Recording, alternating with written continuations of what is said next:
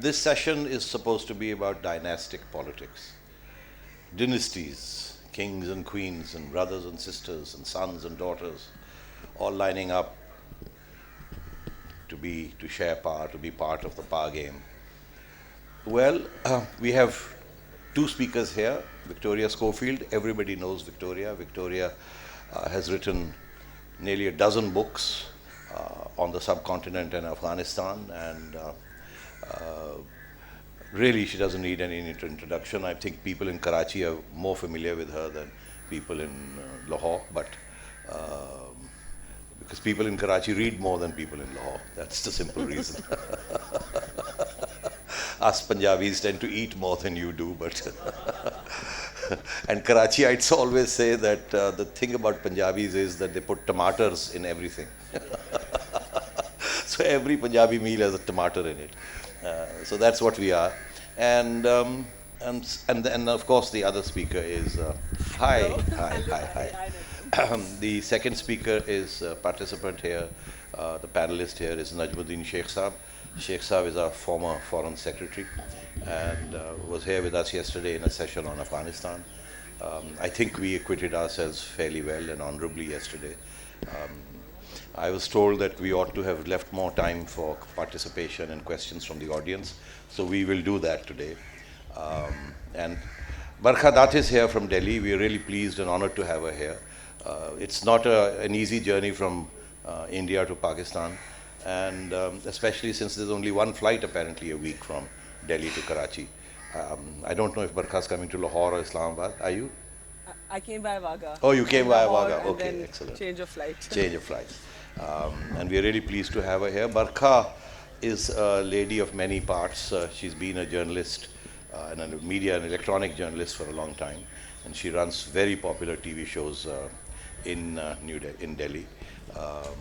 And she's a household name, not just in India, but also in Pakistan. So we're really very pleased to have her join us today. There is no other speaker right now, but I understand that Declan Walsh will join us shortly. I was talking a bit about dynasties. Obviously, you know, the obvious statement to make is that the whole of the South Asian region is replete with dynasties, whether it's Sri Lanka or whether it's Pakistan or India, even India, and Bangladesh, for example. So we need to ask a few questions. The first question we need to ask is there something about the water that we drink that creates dynasties in our part of the world? Or is it some other solid sociological factor that has to do with our culture and our history and patriarchy and all the rest of it? But there's a wider question at stake here, the relationship of dynasties to democracy, whether they are compatible with democracy, whether they undermine democracy or not. And then there is a third issue, which is how popular is dynastic politics in the rest of the world? Is it just us, or are there other countries in the world and other personalities and other families which rule the roost? And finally, of course, there is the question of what are the consequences of dynastic politics for people's participation, grassroots participation, greater democracy in political parties, and so on and so forth. So without further ado, I shall move. Yesterday I started my chat with asking the speaker on the left to kick off. Today I'll start on the right in order to establish the correct balance, as it were. So Barkha, the ball's in your court. The format is that each panelist will speak for about 5 or 6 minutes, make some major interventions, and then I'll come back and ask them a few questions. And having done that in the first half an hour, we will open up the discussion to the floor. So Barkha, the ball's in your court. I say thank you so much, Najm. Great pleasure to be here in Karachi this morning. An interesting question that has been posed this morning is, what is the relationship between dynastic politics and democracies? And at the first glance, it would seem as if these are two contradictory terms. Yet, if you look at many of the countries in South Asia, whether there are countries that are still in a battle to establish the roots of democracy, like here in Pakistan, or whether it is my own country, India, that claims very proudly to be the world's largest democracy, we have had the element of dynasty coexist with democracy almost from the inception of our countries, the birth of our nations. Now, one of the other interesting paradoxes that I find is, and I don't know necessarily what this means, is that you will have the middle class and the urban middle class and the elite complain much more about some families controlling the political space than you will necessarily have the poor among the electorate. And this is, of course, not based on empirical evidence, but just anecdotal evidence traveling through India and some of South Asia as a reporter. So why is it that it has become so fashionable, in one sense, because it has become fashionable, to criticize the handful of political families that control the political space, especially within their parties? I ask that as a question because I'm not sure yet of the answer. Are these the equivalent of modern day monarchies? Sometimes when I look at how, for example, the Bhutto family in Pakistan and the Gandhi family in India are reported in the media, down to really a certain kind of romanticism that has permeated the visualization or the visual expression of these families, I sometimes wonder whether it is our equivalent, our cultural equivalent of a modern day monarchy. Yet, and though this has been suggested by critics, this is not the case. Because if it were the case, monarchs never get thrown out. But in this particular case, you do have these families, otherwise treated sometimes with kid gloves by too many in the media on both sides of the border. You have them getting thrown out by people. It is not as if their family name assures them of repeated electoral victories. So I find that the debate on dynasty and politics would be more useful if it in fact focused on not so much how the voter reacts to an entrenched control over the political space, but the issue of inner party democracy. What really offends me as a citizen of a democratic country about dynastic politics is the fact that you have a political party where no one but a person born into a certain family has a bash at the top job. That to me is the problem. Now, we do not have presidential systems like the Americans. That has not kept dynasty totally out of American politics. Think of George Bush I and George Bush II and hope to God that there isn't a George Bush III.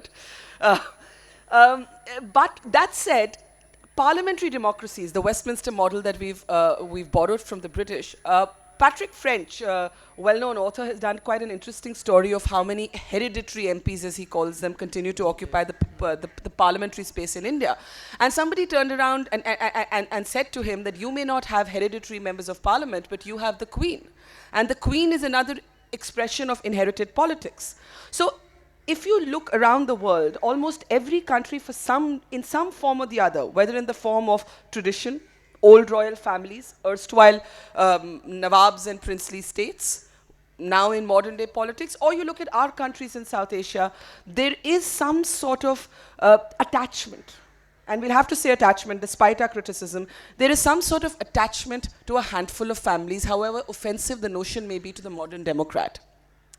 In part, I would argue in their favor that sometimes this has to do with the sacrifice, with the physical sacrifice of a family to nation building. So whether it is in Pakistan's case, you look at the Bhuttos in that case where actual lives have been lost by one family. It applies a little bit to the Gandhis in India where actual lives have been lost. You have Aung San Suu Kyi. You have two formidable women in Bangladesh. Once again, you actually have actual lives being lost. And you also have sometimes monarchs as great reformers, if you think of the King of Bhutan, for example, who's actually ushering in democracy of a certain kind. This is on the good side. On the bad side, I'm just going to leave my opening remarks with sharing some statistics. These are the statistics for India's parliament.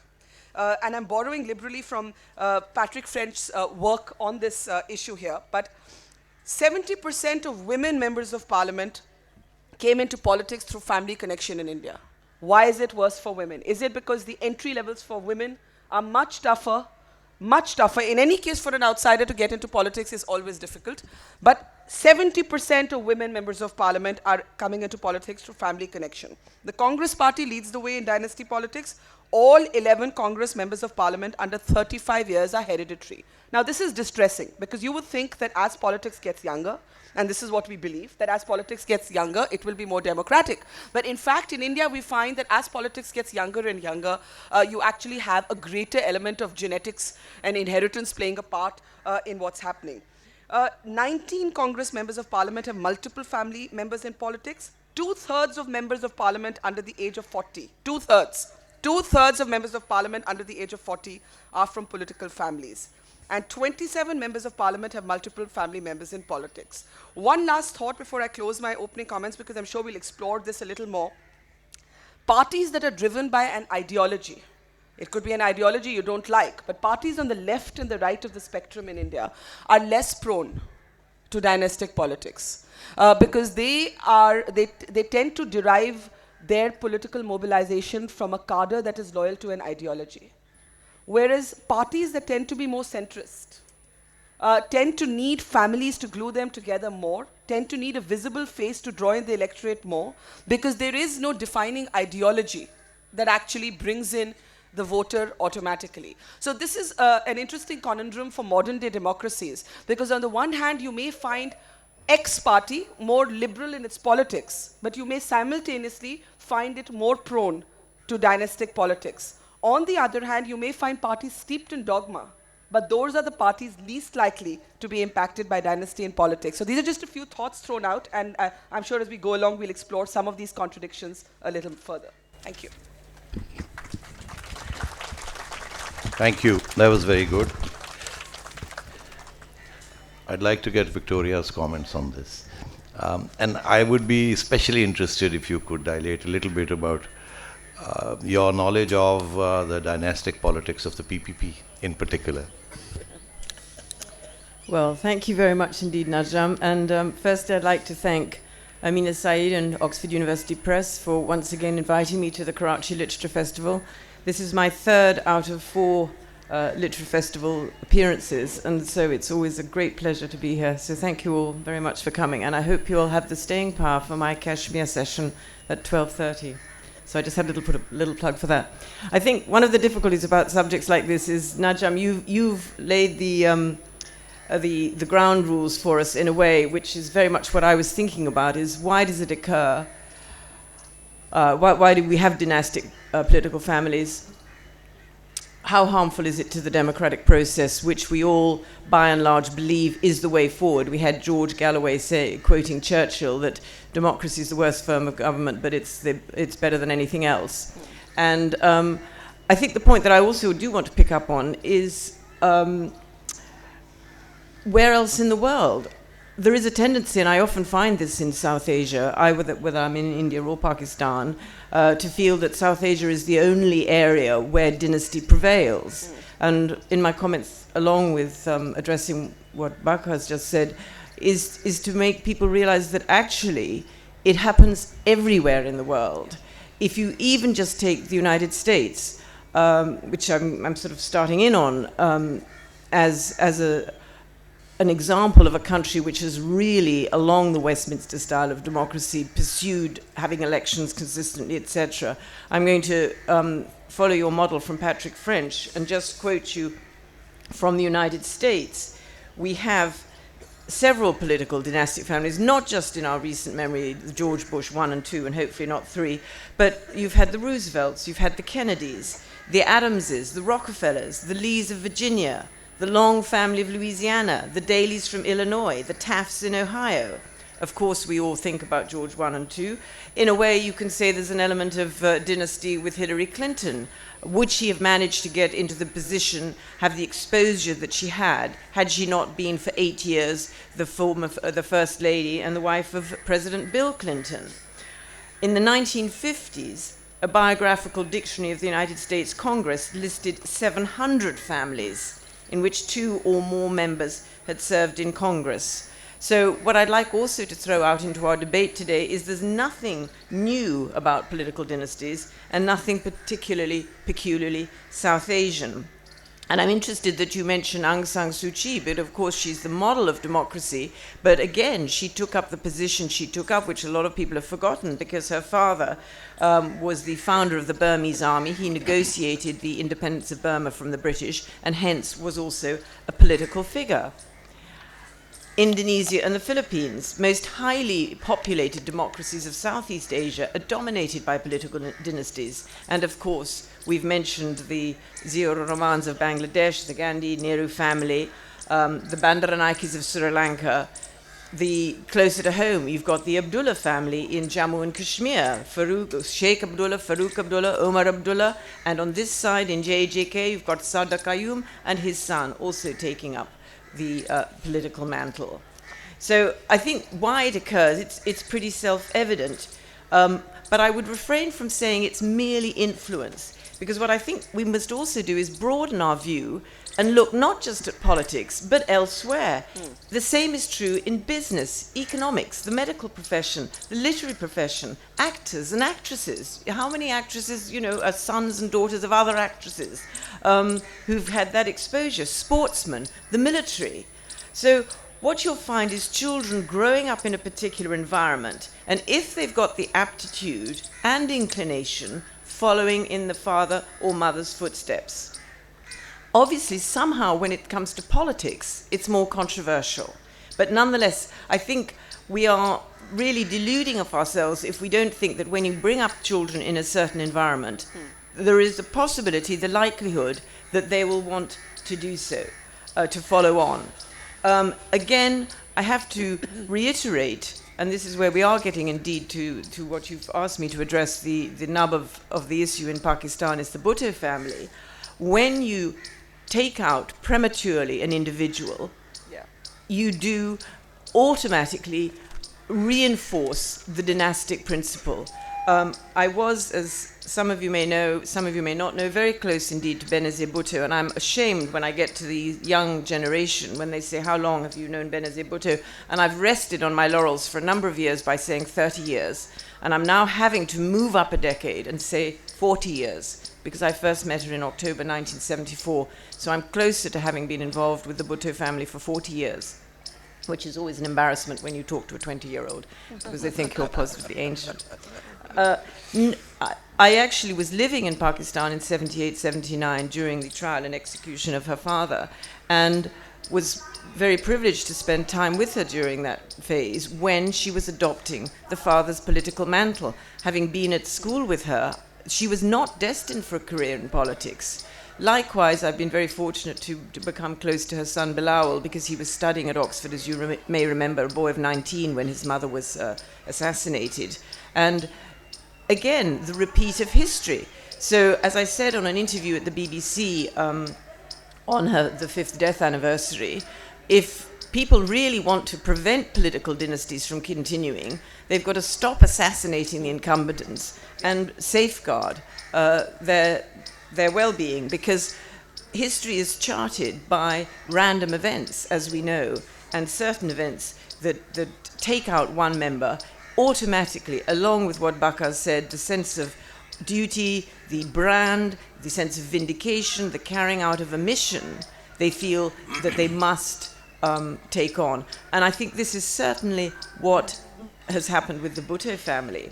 Of course, the big but is there should not be a continuance without an electoral process. And I think it's true to say that what we see, again, broadening the discussion, is exposure to politics for many members. I forgot to mention, of course, in Pakistan, the Shahbaz Sharifs, the Chaudhry Shujats, the Buktis, the family of Abdul Ghaffar Khan in Northwest Frontier.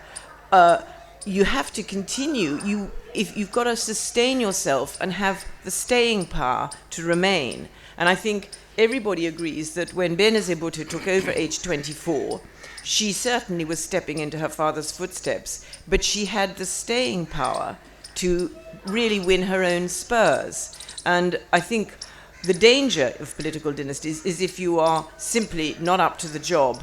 But I actually think that what we do see is the throwing out process. And again, I hate to emulate, but I'm trying to be original in my thoughts as well. But I thoroughly agree with you that if you don't, you must stand up for an election. And if you don't have the staying power, then the families do get thrown out, just as what happened with a bit of a shock horror. I remember I was in India at the time during the elections when Indira Gandhi failed to win the election. It was considered, you know, an incumbent dynastic family would never fail to win an election, but she did.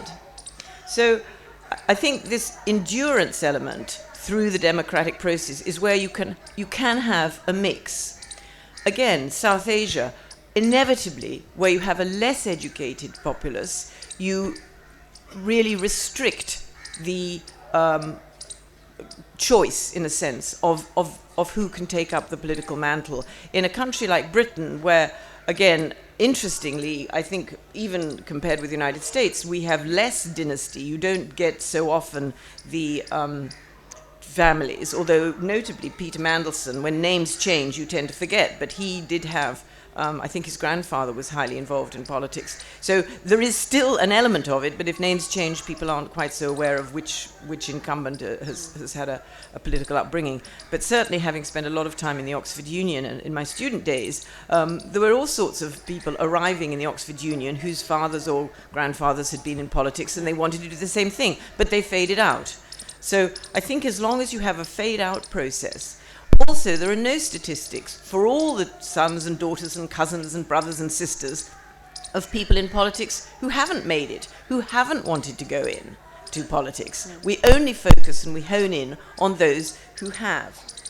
I think an illustrative lesson was Egypt, when Hosni Mubarak was clearly grooming his son to take over, but this was deeply unpopular, and he was thrown out. So it's not as though you're having a sort of a dynastic system imposed without some element of political participation. I think possibly I've said sort of enough just for our opening remarks, but I endorse that it's so easy to be critical, but one has to understand the compulsions and circumstances alter cases each time. But I would add this cautionary note, having been very close to the Bhutto family, is that assassination or a takeout of a political leader is not the way forward if you want to move away from political dynasties. Thank you. Thank you.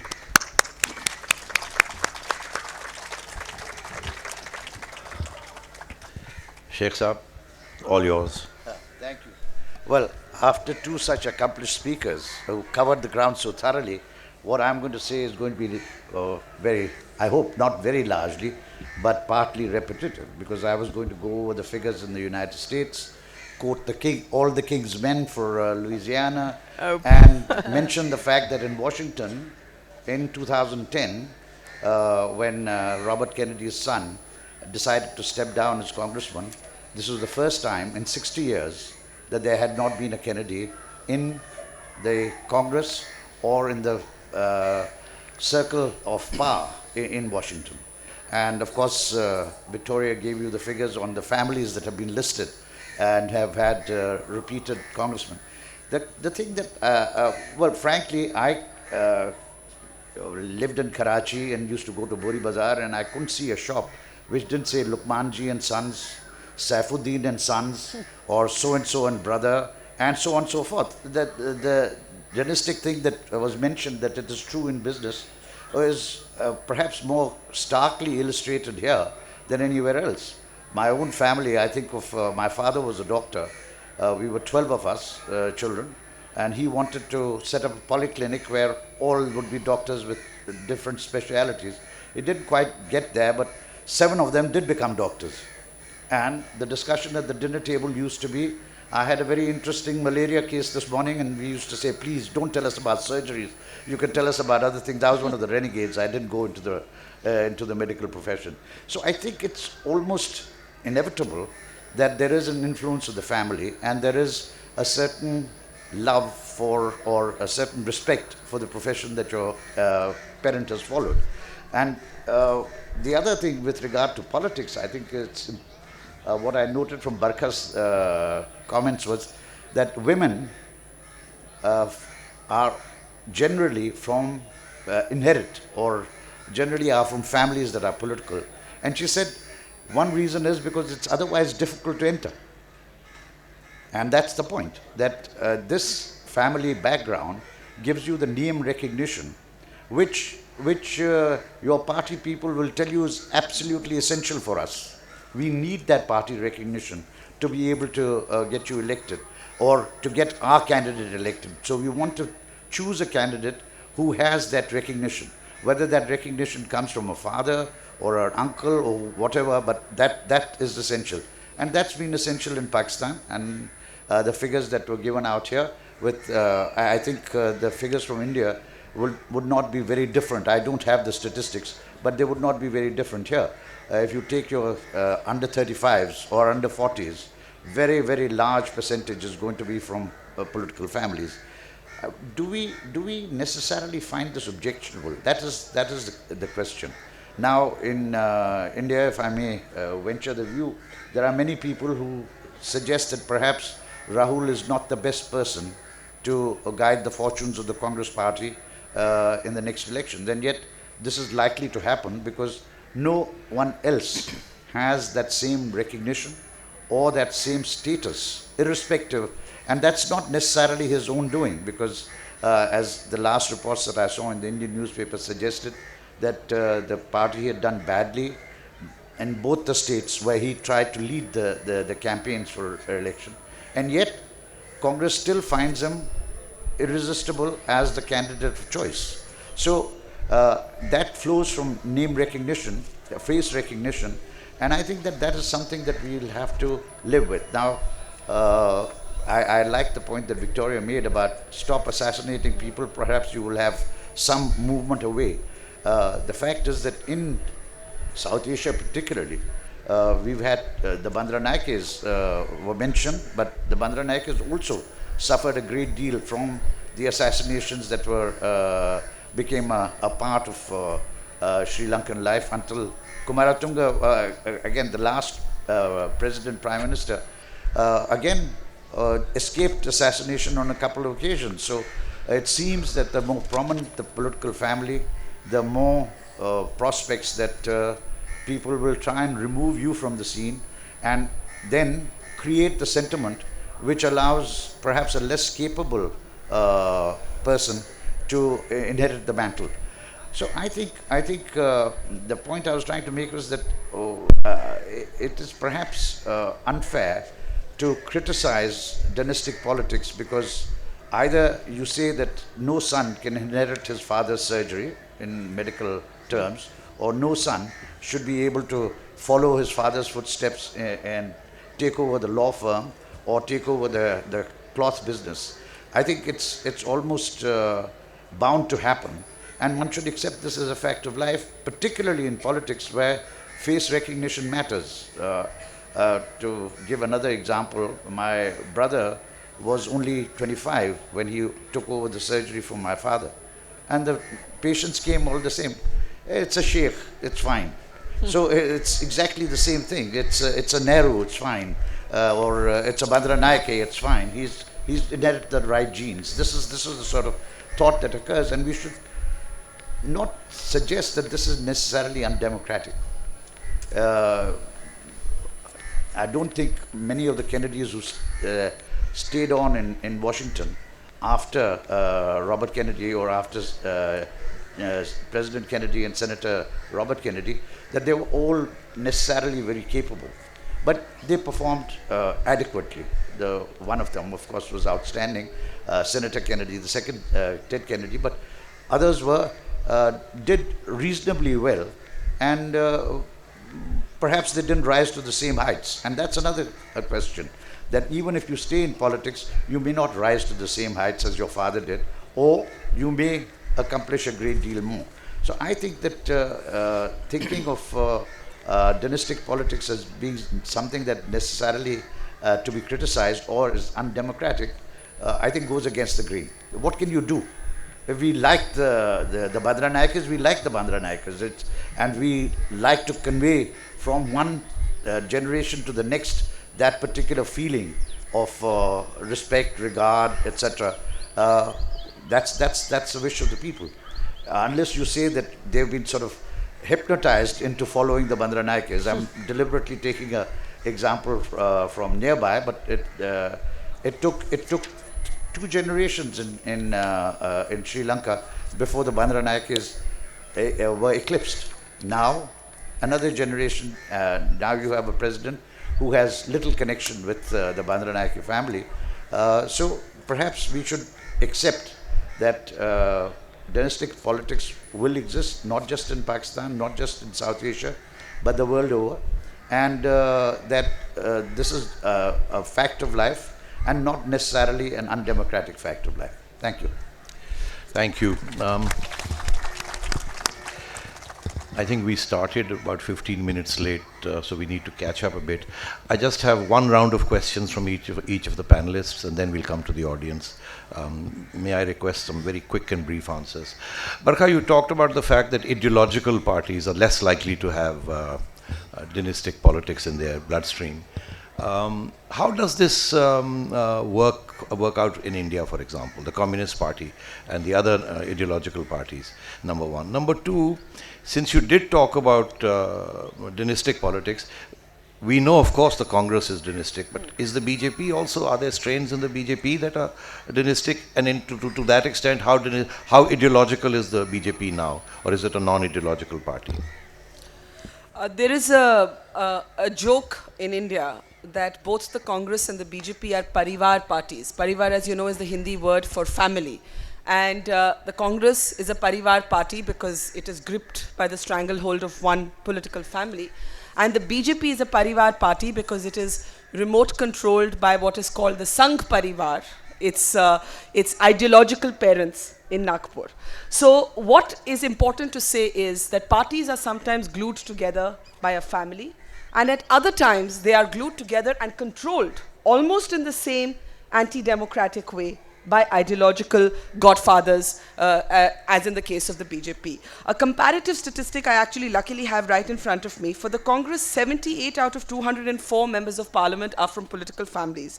For the BJP, it does much better. 22 out of 116 members of parliament are from political families. But like I said, the BJP then finds itself beholden, as it were, or controlled. Even now we've seen the party president recently change, and eventually that decision was taken by the RSS that controls it in Nagpur. So very different kind of parivars exerting their impact there.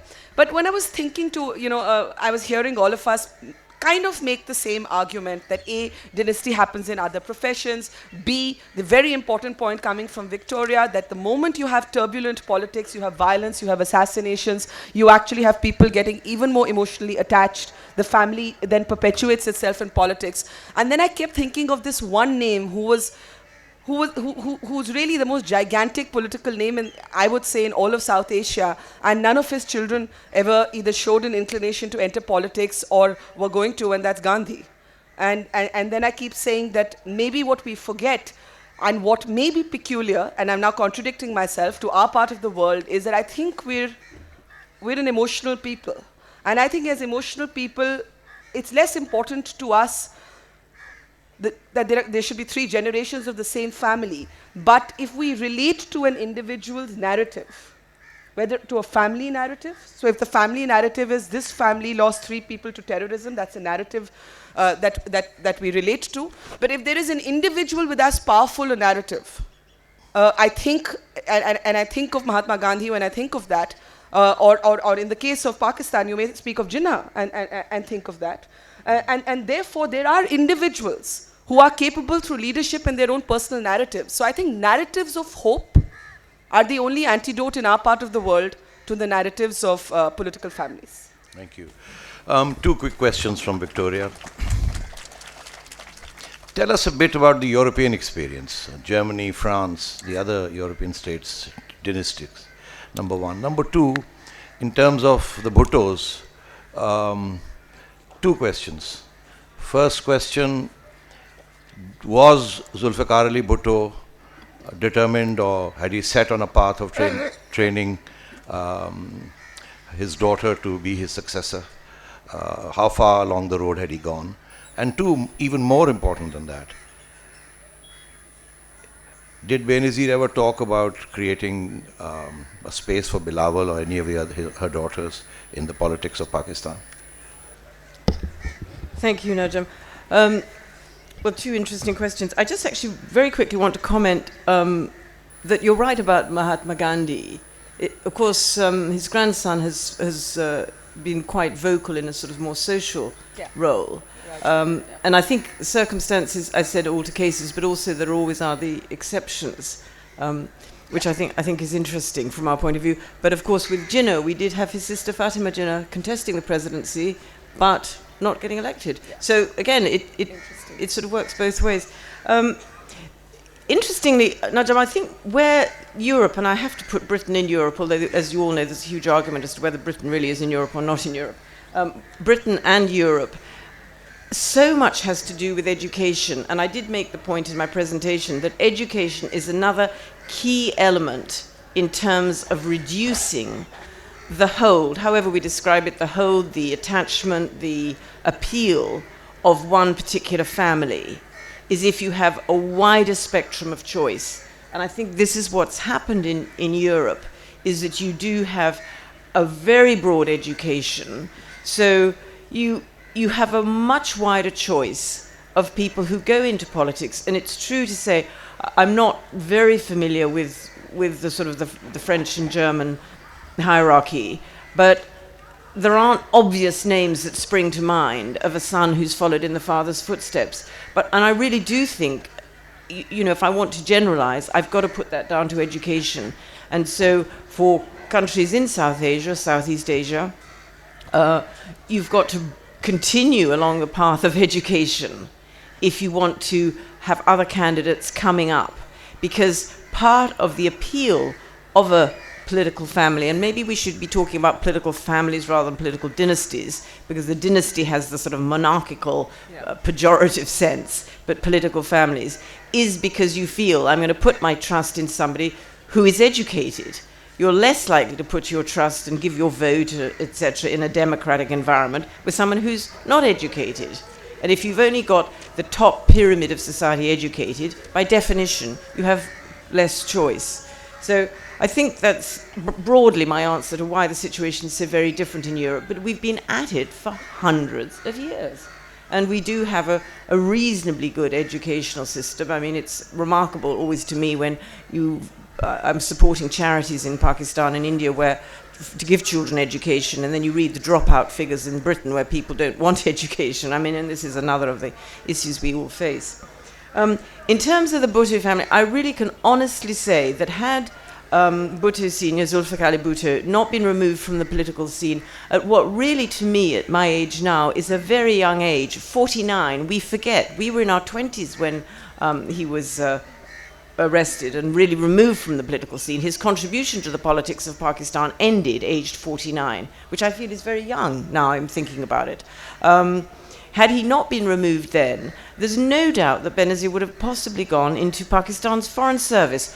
All right, a public service, but nonetheless not politics. That's what she was training for. That's why she stayed on an extra year in Oxford to undertake a foreign service program. She was not destined for a career in politics, and I have still in my scrapbook, voluminous scrapbook of press cuttings on the Bhutto family, an article she did, I think, with the Daily Mail, No Politics for the President's Daughter. They'd actually got it wrong. They thought Bhutto was president, but prime minister. And it was categorically that she was not going into politics. In relation to her son, Bilawal, there was no question in her mind that he shouldn't be allowed, particularly given her progress and her, as I say, rapid rise to the political life, age 24, that she wanted him to have a life.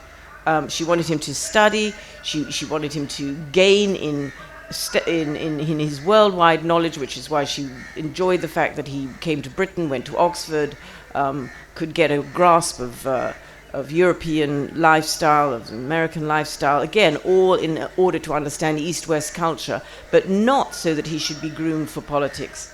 Bhutto Senior only started training Benazir from the death cell in Rawalpindi jail when things began to look bad. So that's my answer.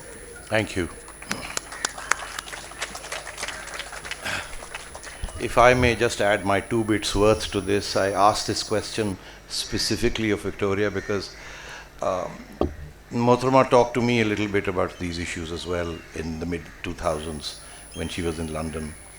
And, in 2004, 2005, she was already thinking,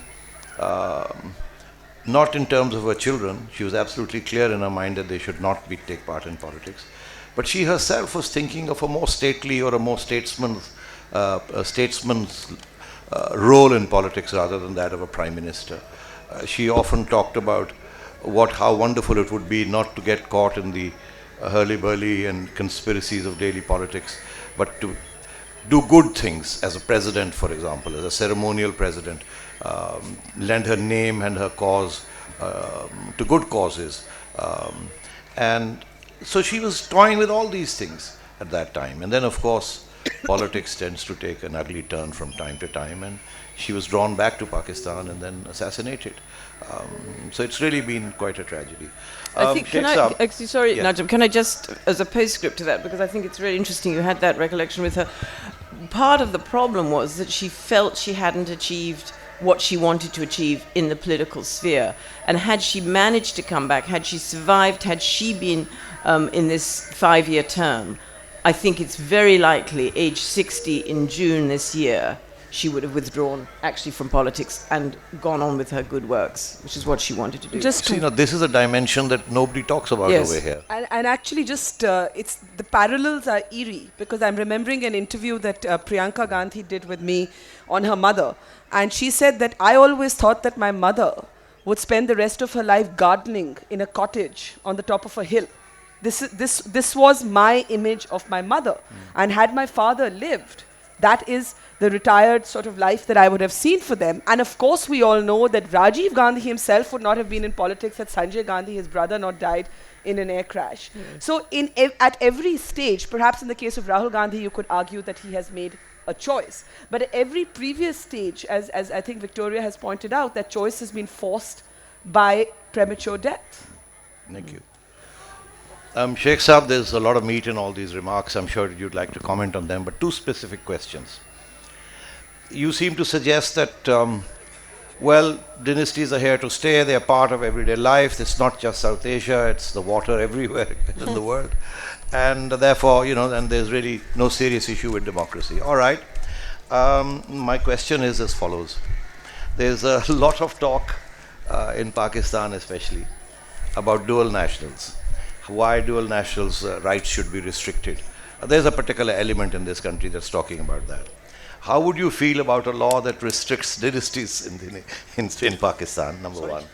How would you feel about laws that restrict dynastic politics in Pakistan?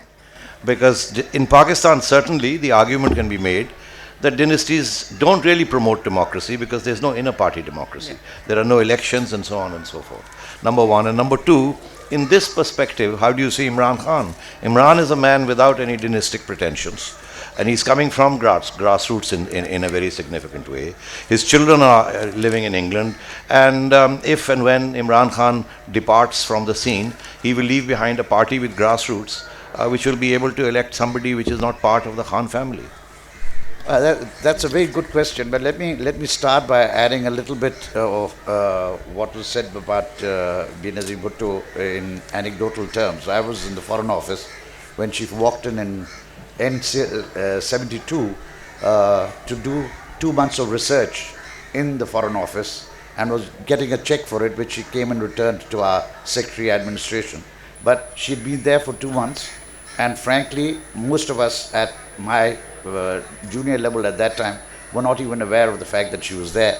But she had produced a couple of papers to much adulation, as you can imagine, because given our system, adulation was almost inevitable. But she was seriously pursuing that particular path. Now, with regard to the question, I think we can't do apples and oranges. I mean, internal party democracy and dynasties are not incompatible. If Jeb Bush becomes the nominee for president in the next Republican uh, primary, it can happen, but it won't happen because there was an internal party democracy. It's merely that face recognition still counts. Now, it may be that the American electorate is now tired of the Bush family face and may reject him on that count, but obviously he will have a voice, a fairly influential voice in the Republican Party, and that flows from this particular element. We talked about Imran Khan. I think you're absolutely right. He's not going to have, he's not going to establish a dynasty. But on the other hand, let's recognize that even Imran Khan is talking about electables.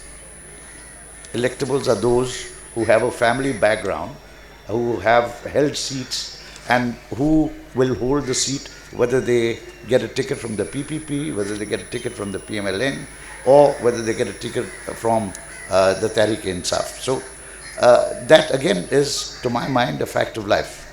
One other fact of life that I thought was important in this context was that I think in Atazaz Hassan, the PPP has a very bright person, and yet he is quite clear that he will never be elected because he needs rural support, which he will not be able to garner. And he doesn't have that inherited sort of right, inherited right, and I emphasize inherited right because it exists. And I think for us to suggest that dynastic politics are necessarily anti-democratic, that I find difficult.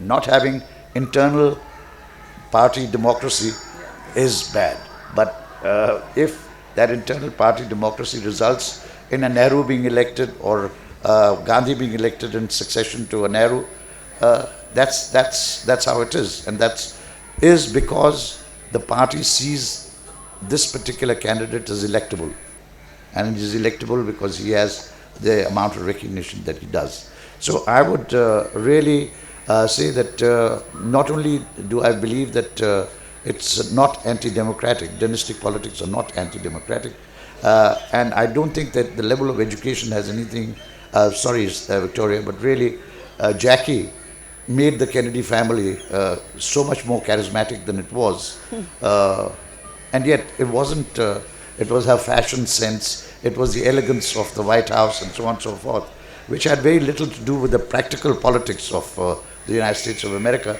and yet it gave the Kennedys an enormous boost. So there are the factor of the relationship between the voter and the candidate has many dimensions, of which some element can be taken care of by education, but the rest, there is a great deal of emotion, not just with the South Asians, but elsewhere around the world. Thank you.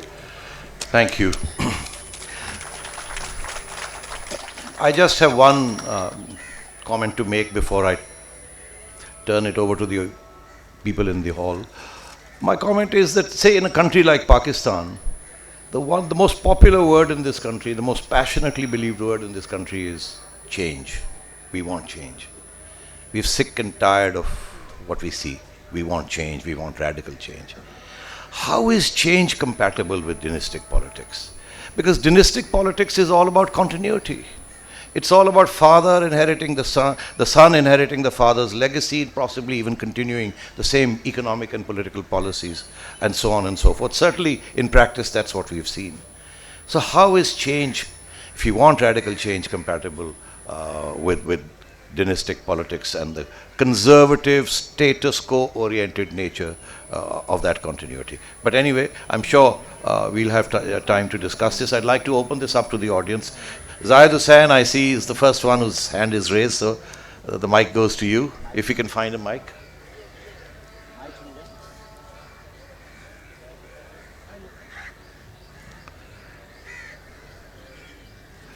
Over there. There are some built-in, this is partly rigged, because if I recognize somebody, I tend to go straight to that person.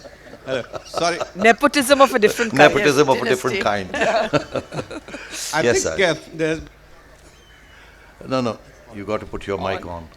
You just got to Yeah. keep it close to your mouth, yeah. okay. But what we are missing, a point here, is something to do also with the system. If you look, when we are talking about Pakistan, it's not just that a particular person has been removed physically or assassinated. Yes, maybe true for Bhutto family, or in case of India, the Nehru and Nehru family. But look, actually, in Pakistan, it's so pervasive that I think much more than anywhere in the world. It's a narrow power circle which controls the thing. Like, do we have any example where one family, close members of family holding more than a dozen seats in legislative assemblies, like Maxis or Balochistan? And similarly, actually, about Gilani, I was just doing an article, and on 100 families control of almost 60% of seats in the different legislative assemblies. And I think it's what we have not spoken about is that actually why it is much more prevalent in certain areas and not in other areas.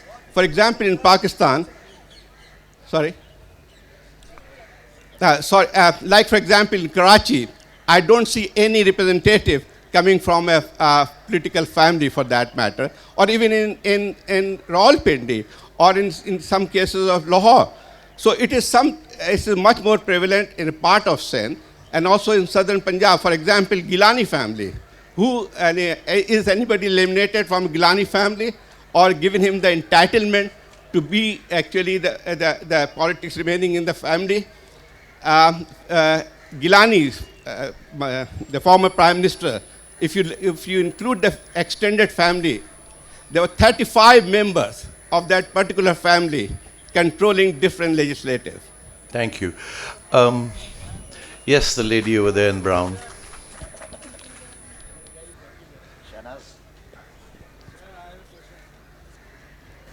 One second. Thank you very much, Najm, and hi, Victoria.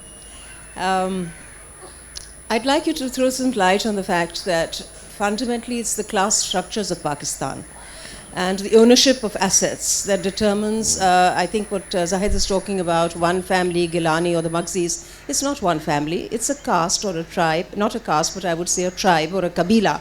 So you can't just say it's a family. We are no longer talking about the concept of a nucleus family when you refer to the fact that there are so many Gilanis or so many Maxis. So one is, of course, the tribal structures of society.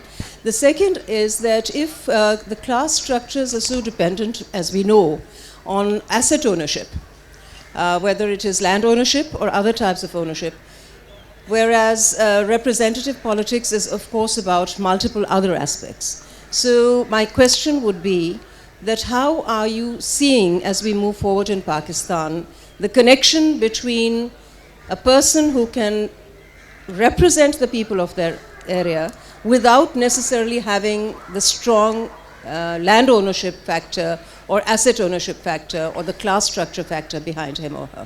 Thank you. Maybe Sheikh Saab, you ought to take both these questions on, because the point that Zahid is making, and the other point as well, basically if 100 families are going to control the fate of this country, how is that compatible with democracy? I'm surely democracy is all about, diversity and change. Najm, can I make a point? Yes, all right. Maybe Victoria wants to go first. No, Okay. no, I don't want to go first. I just wanted to. But having said that, I'll just make a very big point. I absolutely state my case on education. And take the example of Britain. We had our rotten boroughs. It's not very long ago, actually. I say we've been at democracy for years, but we've only made fundamental strides since 1832 in our Parliamentary Reform Act, and then we had a couple more acts after that. But prior to that, we had exactly the same system where rotten boroughs were reserved for particular families, and particular families did dominate. Look at the Salisburys, the Cecils. Generation after generation, they became prime ministers. But until you can educate, you won't break down the class structure. And I mean, Britain was a class-riddled and remains to a certain extent a class-riddled structure. Look at the comments we have about the entire cabinet all being from Eton. With David Cameron. I mean, it goes in fits and starts. But until you have a greater, wider education, you'll never break down the control that certain families have on the assets, on the opportunity. It's really opportunity that you're talking about. But you have to build into your educational system. And that would be my message, is that you have to broaden the education, then you'll have a greater opportunity for people who are Thank you. fit. Thank you. I just want Sheikh Saab to respond to the question that Zahid raised. I think in part Shanaz has answered the question that asset ownership is a major factor in the tribal connection, and that again is obviously more prominent in South Asia, because you have the caste as a vote getter, you have asset as a vote getter. In Gujarat, the figures that were put out, Barka, you can correct me, but I think there were 42 or 43 crore-patis, and the richest one among them was 328 crores. Obviously, it's much easier to get elected if you have that sort of money. So I think saying that this is necessarily 100 political families may translate into 100 families with the resources that can influence elections. I'm sorry, it's not what we would like to see, but that is what prevails. And frankly, you asked the question of change. You had one change with Bhutto coming in. That was the first change that you had from the system that prevailed at that time. Perhaps Imran will be able to bring a similar change. One doesn't know. But right now it seems to me that you still have to acknowledge that the electables are those who have been electable in the past and will continue to be electable either on a Imran Khan ticket or a PPP ticket or a PMLN ticket. That is just a fact that you have to accept. Whether this will be changed by education over the years, whether it will be changed by the frustration and by the desire for change, one doesn't know. But at the moment, it seems that even those who are the advocates of change recognize that there is a political reality, and that political reality is you must have electables. Thank you. Barkha, Just, you'd like to just one comment? point that I think the really important point made there was about elitism. And I think the dynasty is one expression of elitism, but not the only one in the political space. So if the entire cabinet in England is from Eton, or you have titled families, or for example in India, even if you have power shift from political families to a certain class or caste of families, that too is elitism that blocks off an equal level playing field for anyone to enter politics. So I wish that the debate around dynasty would actually expand into the inherent elitism of our politics, and family control is just one expression, but it could as easily be class or caste or gender. Thank you. Yes. Yes, go ahead. Chairman, it will be a question. Victoria, I agree with you that individuals should not be taken out, but do you think, and do all panel think, that it is not only individuals, but it is whole democracy being taken out, and the process being stopped doesn't make democracy work? And if you carry on with this process, as you said, with education, the process and democratic process again and again will make people educate, and then the middle class leadership will merge automatically, as it has merged in England, from where you and I Thank you. am. Before you answer that, let me take one or two questions more, and then we'll try and answer them all. Yes, go ahead. The lady with the red scarf, I think. Yes, yes. There you go. Exactly, have a red scarf It on. isn't, it will look like a scarf from here. Okay. Right. Embroidery. Embroidery, right. No, I just want to say very quickly that, of course, it is anti-democratic, what this whole process, and we see in India especially, it's not just one family, but a number of families who've literally done kabza on certain constituencies, and therefore it's very difficult for anybody new to come in there. So I've been thinking for a long time, because this process requires each political party to do something about it, and obviously they won't, because it means that they will have to get rid of certain ready-made assets, which they do not want to do. So can we introduce some kind of a law that no family is allowed to actually contest more than twice, maybe 2 terms, and then they have to move to another constituency somewhere else if they want to. You know, if they still Okay. want to remain in that process. So Thank you. can we do one something more like question. Yes, the lady in the middle. I tend to sort of be biased in favor of ladies. And of course, you know, okay, go ahead. Barkha, you must have been very young there. But the fact is that after Mrs. Gandhi was assassinated, if Arun Nehru and those other kingmakers had not interfered, dragged Rajiv against his will into politics, had Congress nominated anybody, he would have been elected, right? And it's just strange that nobody is talking about how bad it is for political parties to have these dynasties. You see these very old people pandering to 24 years olds and to 28 years olds, taking lines from them, that this is suffocating, destroying political parties. Thank you.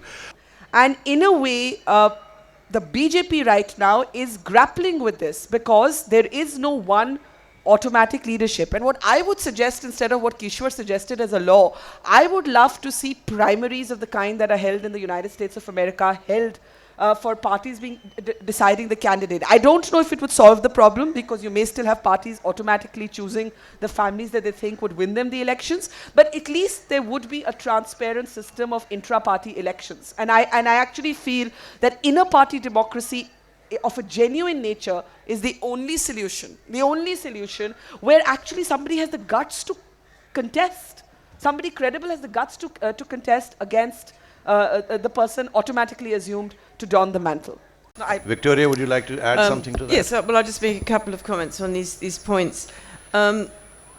Mushtaq, your point about taking out, I think what we haven't touched on at all today, we've talked a lot about the political families, we've talked about assassination, but a peculiar characteristic for Pakistan's politics is the peremptory dismissal of a government. And you know, I mean, we all know it by heart. The dismissal of the Zulfikar Ali Bhutto government, the 11-year military dictatorship, the Benazir government for less than 2 years, the Nawaz Sharif, the Benazir, the Nawaz Sharif, and extraordinarily in Pakistan's history, this current government is managing to offer itself up for election. And what I often say back in Britain when people sort of grill me about what's going on in Pakistan is that we've got to stop focusing on personalities and think of the system. And you may not like the face of the person, but don't encourage a situation where these governments get dismissed, let them continue, because you're buying into the political procedure. And I think, again, if you want to loosen the elitism, or we can use all these words, it's assisting in the process, which is going to help. So that's what I'd answered to that. What I think we're really talking about is checks and balances, whether we're looking at what's good in the American system, whether what's looking good in the British system, is that every aspect of political life requires a checks and balance. And whether you have a law that prevents families from contesting more than two members of the family or whatever, I mean, basically I think laws need to be there for a particular purpose. The example, very clear in America, is that no president can stand for more than 2 terms. So by definition, you have to get rid of that president. It has a series of disadvantages because you've got the second term where you get the lame duck president, but nonetheless it has the advantage is that you can't hold on to the reins of power. What we very interestingly had in Britain was that Tony Blair, because the Labour Party had stayed for a long period of time, he self-dismissed himself after 10 years because there was this feeling that he'd been there for too long. But I suppose finally, which relates to the kingmakers, the system is only as good and only working in terms of the people who run it. And if you've got kingmakers who see that their best interest of the party is to push forward a family member, then that's what you're going to get. Everybody wants to control a situation to their best advantage. If you have more enlightened people, and again, I stem onto broadening the choice, you have better educated people, I think gradually, but it's going to take time, you'll loosen the control because you'll broaden the base of the pyramid. Thank you. Sheikh Saab, you have the last word. Very short. I think, I still think that dynastic politics will continue. The only thing you can ask for is that there should be greater intra-party democracy, greater focus then on bringing people into the party who have a vision, a fresh vision, rather than the old vision. But recognize that the practicalities of the situation are such that dynastic politics are not going to go away. and the fact that there will be people who will come with the same views as their parents, but slightly modified. This was the hope, that as the younger generation comes, the younger generation is better educated, much more inclined to open up rather than to stick with the old formulas. So education works both ways. It's not just the voter, but also the candidates, that the candidates are better educated and therefore better able to do what democracy requires them to do. I like the thought that you have to give democracy a chance to mature. In our country, frankly, if we look at it in another way, you can say that the only people who seem to come up on merit are the army generals. That there is a selection process that brings up only the best. Now, is that what we want in our political life? I'm not sure that anybody here is going to recommend that. Much rather recommend that let the politicians mature, and as maturity comes, hopefully we'll move away from what has been a period of bumbling. First time that a government is completing its term, and not a term that you could regard in very laudatory terms, but nonetheless, it's a milestone in Pakistan's political development. So Thank you. Let's stick with it. Thank you. Thank you. The last word, but I need to have the last question. My question is this: I'm not particularly impressed by the argument that this is the way it is, this is the way it's always been, and we got to lump it. My argument is that I was trained as an economist, and the first thing they taught me in economics was that monopolies and cartels are bad for business, they're bad for the economy, they're not in the public interest. I rather suspect the same should work in politics as well, especially when you're talking about the politics of change. Unfortunately, we had a law in this country that said that you can't be prime minister for the third term. And one of the deals that was done in 2007 was to open up the constitution to a prime minister who can be somebody who can be prime minister for the third term and possibly even the fourth term. No limit on how many times a person can be prime minister. Now, I perfectly understand why there was a need to do this, because prime ministers in the past have had their terms cut short by 50% for one reason or another. But I think we've completed one term, and if we were to complete a second term, we seriously need to look about this question of how to regulate democracy in this country in terms of monopolies and elites and families and landed interests and so on and so forth. I think that's what this country really needs. Thank you very much for being here with us today, and a round of applause for all the panelists here. Thank you.